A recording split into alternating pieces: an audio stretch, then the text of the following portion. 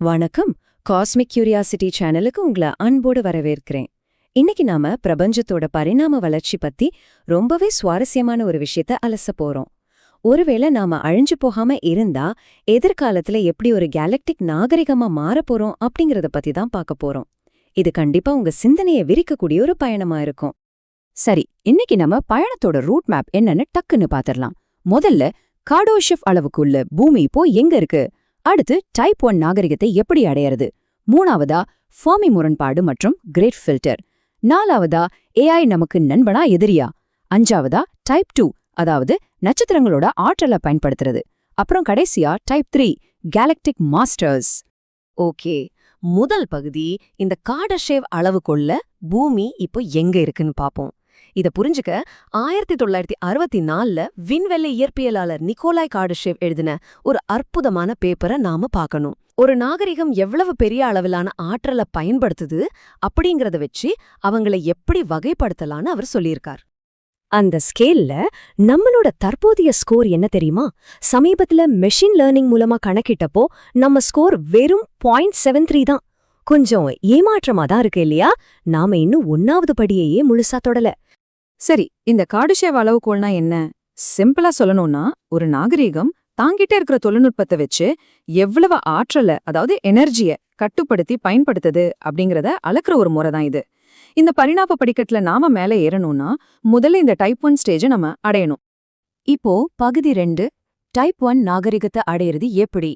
இந்த முழுமையான டைப் 1 அந்தஸ்து நாம அடையணும்னா நம்ம கிரகத்துல இருக்கிற ஒட்டுமொத்த ஆற்றல் வளங்களையும் நம்ம முழுமையா கட்டுப்பாட்டுல கொண்டு வரணும். அதாவது சூரிய ஆற்றல், புவி வெப்ப ஆற்றல், அணுசக்தி, ஏன் உங்க கையில சுத்துற ஃபிட்ஜெட் ஸ்பின்னர்ல இருக்கிற எனர்ஜியை கூட விடாம நாம பயன்படுத்தணும். அது மட்டும் இல்லாம வானிலை, பூமியோட நிலத்தட்டுகள் மேல முழு கண்ட்ரோல், உலகத்துல எல்லாருக்கும் ஒரு தரமான வாழ்க்கைன்னு ஒரு சூப்பரான உலகளாவிய சமூகம் உருவாகணும். இதெல்லாம் நியூக்ளியர் ஃபியூஷனை நாம சாதிச்சிட்டா கண்டிப்பா சாத்தியம்லாம். ஆனா பிரச்சனை என்னன்னா, இந்த பயணம் ரொம்ப ரொம்ப மெதுவா போயிட்டு இருக்கு. ஆய்வுகளின்படி கிபி 2360ஆம் வருஷம் வாக்குல தான் நாம டைப் 1 முக்கால்வாசியே தொடுவோம். அதுவரைக்கும் நாம இந்த மோசமான வானிலையையும் புயல்களையும் சகிச்சுக்கிட்டு தான் ஆகணும். இத பார்க்கும்போது எப்படியாச்சும் இதை கொஞ்சம் ஸ்பீடப் பண்ணக்கூடாதா அப்படின்னு தோணுதுல? அங்கதான் ஒரு ட்விஸ்ட் இருக்கு. பகுதி 3, ஃபெர்மி முரண்பாடு மற்றும் கிரேட் ஃபில்டர்.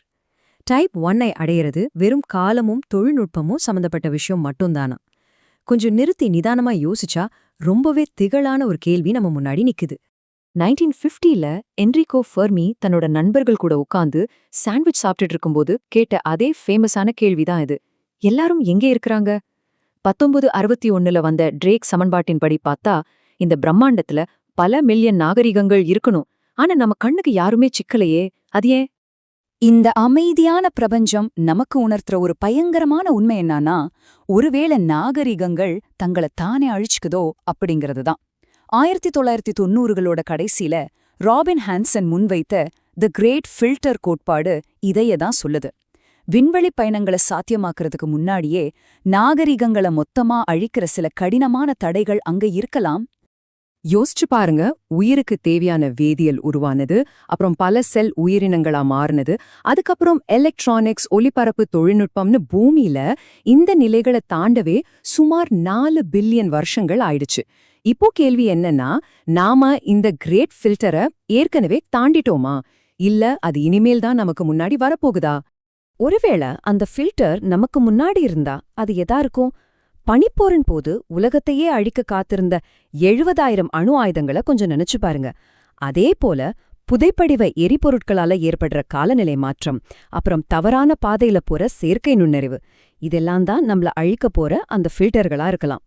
இப்போ பகுதி 4, செயற்கை நுண்ணறிவு, அதாவது ஏஐ, ரக்ஷகனா அல்லது அச்சுறுத்தலா? நம்ம கண்ணு முன்னாடி இருக்கிற மிகப்பெரிய சவால் இதுதான். இந்த ஏஐ ஆனது அணுக்கரு இணைவு மாதிரி பெரிய பிரச்சனைகளை தீர்க்க போற ஒரு ஹீரோவா இருக்கலாம், இல்லனா நம்மளோட கதையை முடிக்க போற அந்த கிரேட் ஃபில்டராவே கூட மாறலாம். இதை நம்ம 2 விதமா பார்க்கலாம். ஒரு பக்கம் பாதுகாப்பான, ரொம்பவே உபயோகமான டூல் மாதிரி இருக்கிற ஏஐ. இன்னொரு பக்கம் எந்த கட்டுப்பாடும் இல்லாத, தானாகவே சிந்திக்கிற, ஒட்டுமொத்த மனித குலத்துக்கே உளவைக்கக்கூடிய ஏஜென்ட் ஏஐ.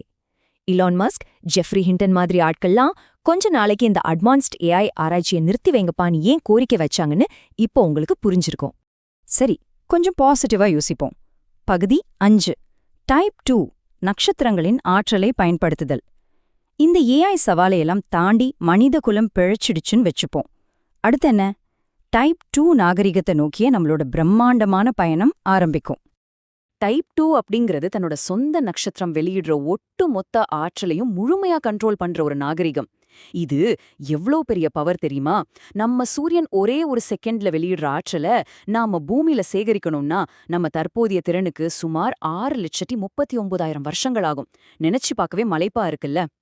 அவ்ளோ பெரிய ஆற்றலை எப்படி சேகரிக்கிறது? இதுக்கு நாம சயின்ஸ் ஃபிக்ஷன் கதைகளில வர டெக்னாலஜியை நிஜமாக்கணும்.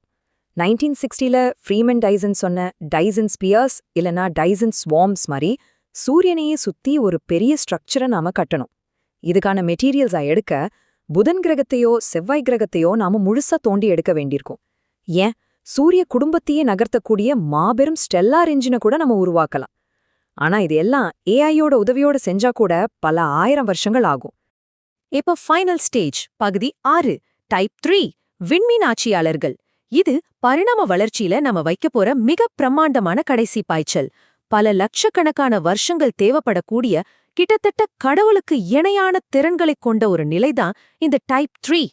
டைப் 3 அப்படிங்கிறது ஒரு முழு விண்மீன் மண்டலத்தோட, அதாவது ஒரு கேலக்சியோட மொத்த ஆற்றலையும் தன் கைக்குள்ள வச்சிருக்கிற ஒரு நாகரிகம்.